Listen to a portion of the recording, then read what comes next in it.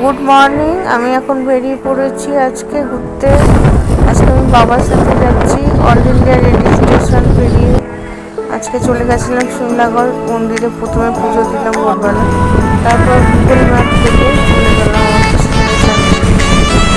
গেছিলাম বর্ধমানের কাছাকাছি এবং বাঁকুড়া জেলার কাছাকাছি।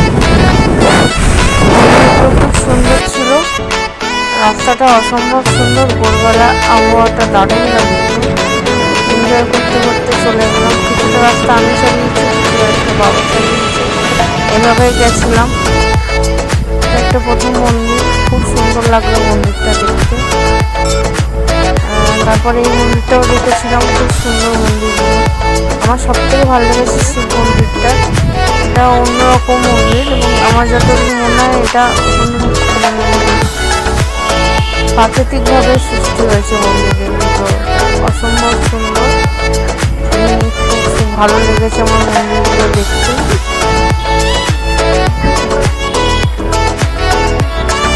অনেকটা গভীরে আছে শিব লিঙ্গটা, অনেকটা প্রাকৃতিকভাবেই তৈরি।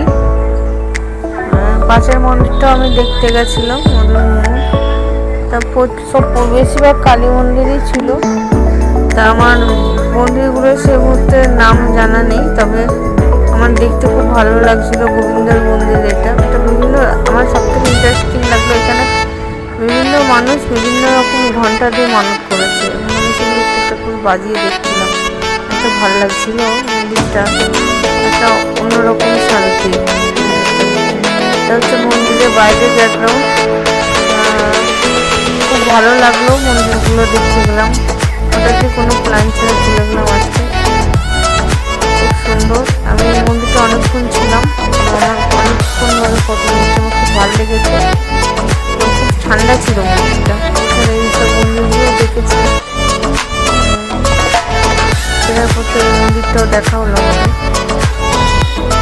অসম্ভব সুন্দর মন্দিরগুলো।